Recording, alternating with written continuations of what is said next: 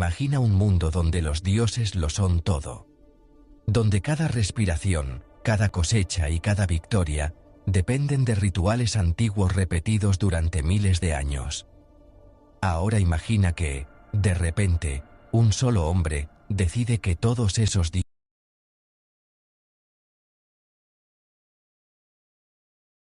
dioses están equivocados. Que solo existe uno. Y que él es el único capaz de escucharlo. Esta no es una historia tranquila, no es una historia cómoda. Es la historia de un faraón que se atrevió a hacer lo impensable y pagó el precio. Quédate, porque lo que hizo Akenatón no solo cambió Egipto, casi lo destruye. Antes de ser recordado como el faraón hereje, Akenatón fue Amenhotep IV, hijo de uno de los gobernantes más poderosos del antiguo Egipto. Nació rodeado de templos, sacerdotes y dioses innumerables. Desde niño entendió que Egipto no solo era un imperio político, sino un imperio religioso. El poder no residía únicamente en el trono, sino en los templos, donde los sacerdotes de Amón acumulaban riqueza, influencia y control sobre el pueblo. Pero mientras el faraón se obsesiona con su visión divina, el mundo real comienza a resquebrajarse. Las fronteras del imperio se debilitan. Los aliados piden ayuda militar que nunca llega. Los enemigos avanzan. Los gobernadores locales escriben cartas desesperadas que Akenatón ignora. Él no está interesado en la guerra. Está ocupado hablando con su Dios. Egipto, por primera vez en mucho tiempo, se vuelve vulnerable. El pueblo sufre. Los antiguos rituales que daban seguridad han desaparecido. Los dioses que protegían los hogares han sido prohibidos. La fe se impone, pero no se comparte. No hay consuelo en Atón para quienes no están cerca del faraón. Con el paso de los años, la figura de Akenatón empezó a cambiar, incluso para quienes lo rodeaban. El faraón ya no era solo un reformador religioso, sino un hombre consumido por su propia convicción.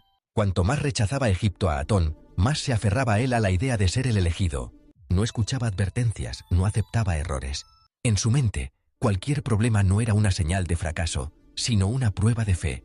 Mientras tanto, el pueblo egipcio comenzó a vivir una contradicción constante. En público, obediencia; en privado, miedo y confusión.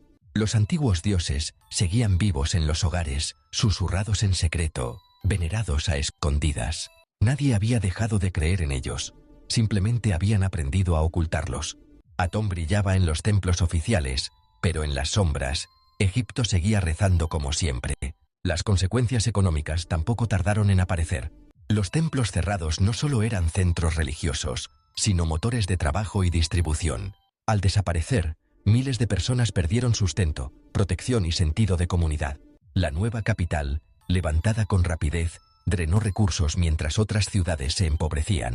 El esplendor prometido nunca llegó a todos.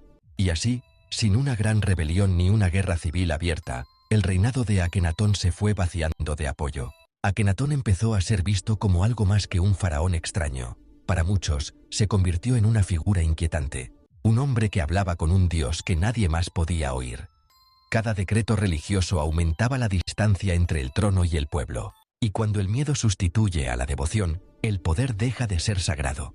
Los rituales de Atón carecían de misterio para la mayoría. No había historias antiguas que contar a los niños, ni dioses con rostro humano a los que pedir consuelo. La nueva fe era fría, distante, inalcanzable. Egipto, una civilización construida sobre símbolos y mitos, empezó a sentirse espiritualmente vacía. En los pasillos del palacio, el silencio era cada vez más denso. Los consejeros evitaban contradecir al faraón. Los escribas registraban decretos que sabían que no durarían. Todos esperaban algo, pero nadie sabía qué. El imperio parecía contener la respiración, como si presintiera un final inevitable. Fuera de Egipto, los rumores crecían. Reyes aliados hablaban de un faraón débil, distraído por visiones. Algunos dejaron de enviar tributos, otros prepararon ataques. La imagen de poder absoluto que había definido a Egipto durante siglos comenzó a resquebrajarse ante los ojos del mundo. Akenatón, sin embargo, no retrocedió. Cuanto más se desmoronaba su reino, más convencido estaba de su misión. Para él, Atón lo estaba poniendo a prueba, y si Egipto sufría, era porque no había creído lo suficiente. Esa idea selló su destino. Cuando finalmente murió, no hubo lamentos públicos ni grandes funerales que celebraran su legado, solo un trono vacío y un país ansioso por borrar el experimento. La revolución había terminado, y nadie quería recordarla. No cayó por la fuerza, sino por el abandono. Cuando murió, no hubo resistencia para defender su legado. Nadie salió a luchar por Atón. El silencio fue la respuesta más clara que pudo dar Egipto. Y entonces, lentamente, algo empieza a romperse. Nefertiti desaparece de los registros. No de golpe, poco a poco, como si se apagara una luz. Algunos creen que murió. Otros, que cayó en desgracia. Otros, que intentó corregir el rumbo sin éxito. Akenatón queda solo con su Dios. Cuando muere, Egipto está exhausto, confundido, dividido. Y lo que ocurre después es tan contundente como revelador. Su nombre es borrado, sus estatuas destruidas, su ciudad abandonada.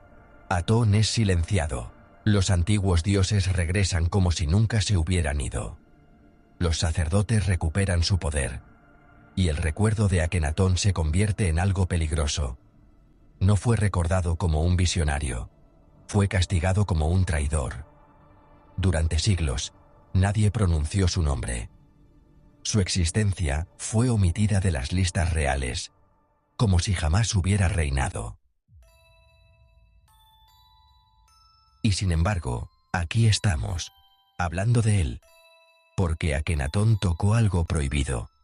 Se atrevió a cuestionar el orden eterno, a imaginar un mundo distinto, y aunque fracasó, dejó una grieta. Algunos creen que su idea fue el primer intento de monoteísmo de la historia. Otros, que fue solo un acto de ego desmedido. Tal vez fue ambas cosas. Lo cierto es que Akenatón nos obliga a preguntarnos algo incómodo. ¿Fue un loco cegado por su fe? ¿O un hombre que vio demasiado lejos para su tiempo? Y ahora, dime tú. Si un líder cambia los dioses, las reglas y la identidad de todo un pueblo, ¿merece ser recordado como un visionario incomprendido o como alguien que casi destruyó su propio